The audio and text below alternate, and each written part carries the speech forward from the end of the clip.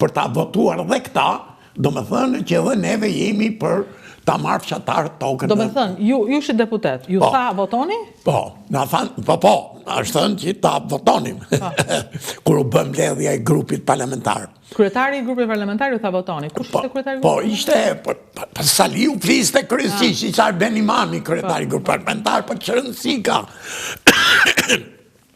Që të mos zgjatem në këte,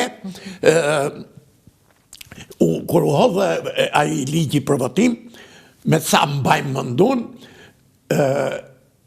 nga PD-ja mund të kenë qenë një 10 ose 12 vetë që kanë votuar kundra, nërmjet cilve unë edhe bëra që mos që të rritë që numërin.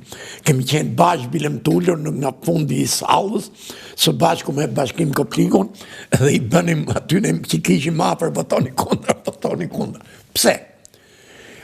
Unë principialisht e kam votuar kundër duke menduar se këtu me këtë ligj po të cënohet prona. Dhe ne si parti demokratike që erdhëm me pikësynimet të më thënë ta bëjmë Shqipërinë si Evropa, një nga principet kryesore të sistemit demokratik, ku që është? Mbrojtja e pronës së qytetarëve. Kështu që jo se ne e menduam, ta thëmë sinqerisht, se qëfar pasojash do të silë të ky ligj. Sepse, si që ishte në fillim, toka nuk ishte dhe në pronësi për përdorim, jo për shitblerje. Kjo e bën... Kjo, edhe për mendimin tim, po ta shikosh në kontekstin e kohës. Ky ka qenë një ligj që duhet të bësh. Pse? Në Shqipëri banon të 70% e popullsisë në fshatë. U shkatëru sistemi i fermave dhe sistemi kooperativist. Si do e tonë në ta? Prandaj do krijohesh një krizë, do krijohesh një krizë me të vërtet, një revolt për këta njerëz, çdo bëheshin. Kështu që duke i dhënë një tokë, ai do lidhesh me atë tokën për ta shfrytzuar dhe për të jetuar. Kështu që nga kjo pikpamje, ligji në atë kohë mund të ketë qenë i vlefshëm, në atë formë siç u servir. Por gabimet janë bërë më vonë, edhe qëllimi gjithnjë ka qenë puna e votave. Atëherë, ç'a ndodhi më vonë? Qofse e kam foton e amendimeve ma jep, në të kundërt thjesht i kem, janë amendime. Do me thënë, ky është ligji 7501, i kaluar në parlament, në korik, 1991-shin. I azhurnuar, do me thënë, i updetuar, i përditësuar, e themi tani shqip, në datën 2/6/93. Pra, në 93-shin, është bërë amendimi i pari ligjit. Me gjithë dhe këtu është thënë në fund daloqit. Çfarë thot? Në mbështetje të Nenit 16, datë për dispozitat kryesore kushtetutëse, me propozimin e Këshillit të Ministrave, Kuvendi po vendos. Toka ndahet të tokë bujqësore, jo, është e njëjta kjo, është e njëjta, nuk kjo poshtë është e njëjta. Tokë bujqësore për prodhuesi personave, pronarët e tokës mund të jenë qëra persona juridik. Për dhënie me qira tokës bujqësore zbatohen dispozitat e kodit civil që rregullojnë kontratën. Jo, kjo është ligji 7501. Ky nuk është amendimi, ato ishin vetëm datat e amendimit, por aty shikojmë të gjitha si është ligji. Toka që kalon në pronësi dhe në përdorim të çdo personi juridik regjistrohet te kadastër, organi shtetëror i specializuar për evidencimin e të dhënave për tokën është kadastra, në komitetin ekzekutiv të Këshillit Popullor të Rrethit, domethënë që atëherë me këtë. Miratimi i projektit DEVE është ndërtime nga organizatat përkatëse kalon në tokë mbronësi në përdorim të atij për cilit bëhet ndërtimi, por jo më parë se 3 muaj nga fillimi i punimeve. Toka bujqësore hiqet nga pronësia ose përdorimi i personave juridika fizik kur për nevoja të shtetërore bëhen ndërtime të ndryshme. Kur për këto nevoja zihen toka që janë në pronësi të personave juridik, shteti është detyruar të zëvendësojë me tokë paracyletshme. Në 20 i shfuqizuar, organet ndalojnë çdo zënie dhe përdorim tokës në kundërshtim me ligjin, po okay. Mirë, vemi dhe njërë të faqja e parë, sepse është faqja që më intereson, e datës së amendimeve. Këtu. Pra, ligji ka kaluar në disa amendime, 93, 94, 95, 2001, 2004.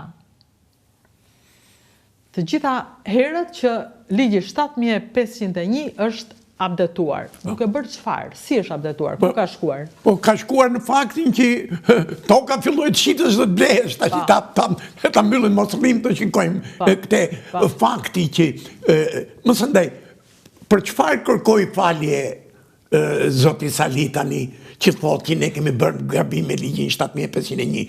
Ligji 7501, gabimi është kur i dha drejta që ato të shesin dhe blejnë tokën. Ky është momenti që ndodhi gabimi.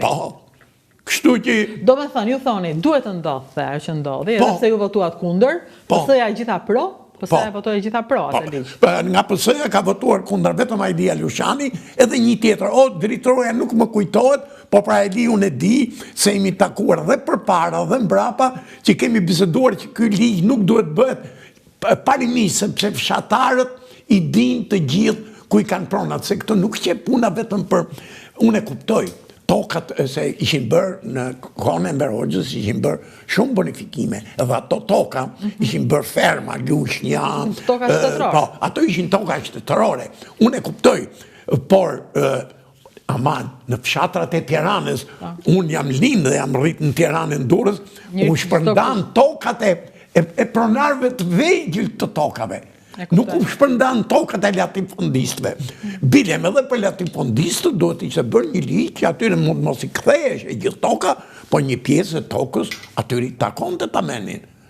Duke e parë dhe si i kishin përfituar këto prona. Që nga kohë e Turqisë, apo në kohën e Zogut, apo kështu me radhë. Sepse që është e vërteta, dokumentacioni që është lënë për hipotekat mbas rënies komunizmit ka qenë shumë i plotë dhe shumë i rregullt për të bërë një ndarje tamam të pronave si që takon të pronarve. Kam përshtypjen që është e dukshme tani, të gjitha ishin në rregull dhe mund të ndaheshin. Nuk u bë sepse donin të merrnin vetë. Patjetër. Dhe kjo është e dukshme. Tani më falni.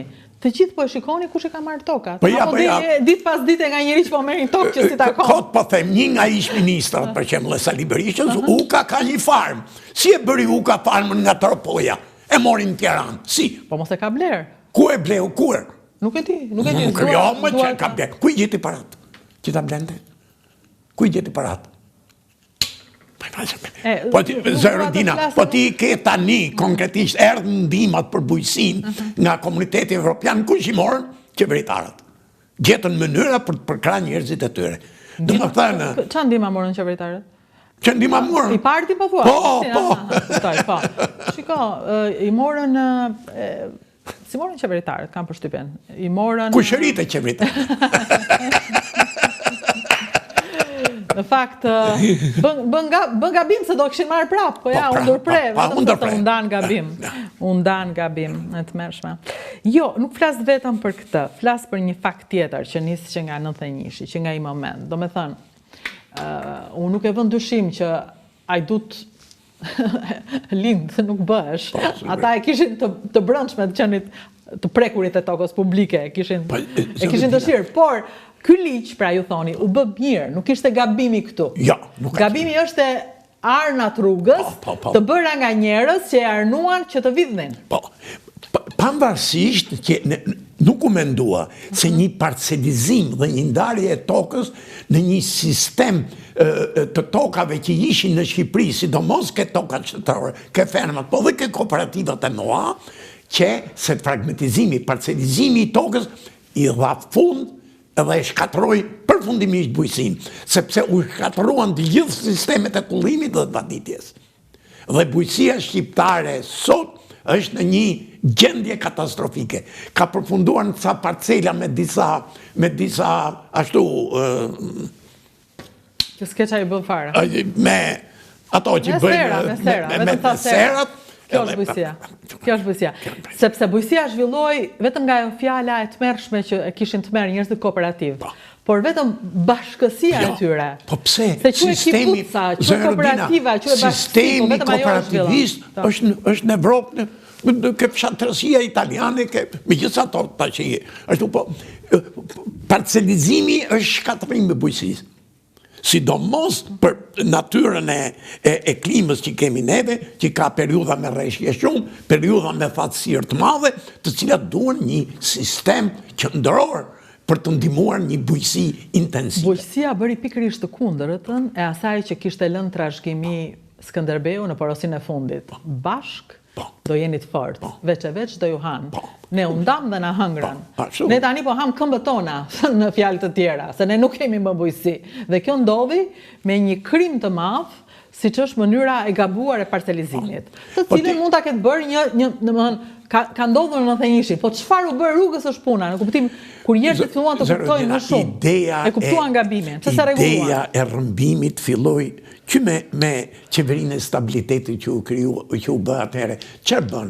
Shkune i dhan shqicave dhe punojësve të tregtisë pronat e tjerëve, i dhan dyqanet, i dhan si është e mundur që një njeri që ka shërbyer aty në dyqan të bëhet pronar, kur ajo banesë është ngritur mbi tokën e një pronari të cilit i kanë dhënë vetëm një apartament aty për të jetuar, siç morën gjithë të tjerë. Tani duhet të kemi parasysh edhe një gjë, do bëhej rëmujë e madhe, domethënë duhet një zgjidhje. Po si ishte zgjidhje, po pse çfarë do bën bënte? atë Ku t'ia zgjidhje? jepte dyqanin ai? Pronarit. Po kush është pronari i dyqanit? Ai që ka pas tokën, ku është ndërtuar kjo godin. Po jo, po të fillosh kërkosh tokën ti të godinës, Jo, ishte e thjeshtë fare. Historinë e godinës. Ishte e thjeshtë fare, ishte e thjeshtë. Pse disa i morën, unë di plot në Tiranë që i morën. Atë po të them ja ke bulevardi, aty ku është banka greke, ku dion edhe një farmaci e madhe e morën pronarët. Zajrodina, e diti kush morën, miqët e tyre morën prap, kushërit, motra, vllai, morën pashkot, dyqanet më të bukura ke rruga Elbasanit, sepse kunati i burri i motrës Gramos Pashkos ndjes pas, punonte ishte mersolog në Tregti. Jo, në këtë pikë, tamam Pashko ndjekës pas, nuk do të flisja për një njeri që nuk jeton më, por e vërteta është që nuk ka më dyshim njeri që politikanët i morën për vete. I ligjet i bën që të justifikonin marrjen për vete dhe në një farë mënyre kemi ardhur në një pikë që njerëzit të cilët nuk kanë gjë janë të qartë kush i mori, politikanët bashkë me gjykatësit. Dhe ky është një moment i madh reflektimi, se puna është që mbasi ti e kupton që kjo ka ndodhur, puna është si do e zgjidhësh, se ata s'do t'ja heqin vetes prapë. Atëherë, ky është frika e madhe që kanë njerëzit tani nga çfarë do bëhet. U vendos të bëhet vetim. Dakord. Ato që i kenë më të mençur, që kishin vjedhur më shumë, ato nuk u futën fare. Gjingjonarat e kompani, edhe sot, nga gjyqtar i cili ka dhënë dorëheqjen vetë, pse nuk donte të kalonte në sistemin e vetimit. Pse me siguri kishte vjedhur më shumë se tjerët që kaluan që nuk e hodhën dot. Nëse në parlament u pranua dhe parlamenti ka një skaner të madh për njeriu. Tani Gjingjoni kaloi në këtë filtr, u fut në parlament, kështu që e lëm. Jo, ai nuk kaloi në filtr fare. Sa i nuk u paraqit. Dha dorëheqjen përpara se të kalonte në vetim, që i mençur. Kështu që thoni ju, historia është ata vën nga një stol te stoli tjetër edhe ku ishin pas sekundi. Kaloi nga pushteti gjyqësor tash ka kaluar në pushtetin ligjor. Po, dhe ndërkohë bën ligjet e reja në parlament. Bën ligjet e reja. Ndërkohë, historia është kjo. Njerëzit vazhdojnë të jenë të pakënaqur, por diçka e ka ndihmuar dhe politikanët e dinë këtë fakt, diçka ka ndihmuar që shumë prej tyre nuk jetojnë më, familjet tëra janë shuar, njerëzit kanë hequr dorë, kanë emigruar, e kanë lënë tokën dhe pak kanë ngelur që po kërkojnë me ngul. Fatkeqësia më e madhe e Shqipërisë, domethënë, është largimi i njerëzve. Tash edhe unë jam larguar, them drejtën, edhe unë pata arsye tjera që i ka atëherë fillimisht. Nga kontradiktat që kishe me drejtuesit kryesor të PD-s. Edhe me thënë drejtën, duke pas parasysh edhe atë temperamentin e tropajanëve, edhe ishe pak i tërëmbur, ta them si njerëz, domethënë.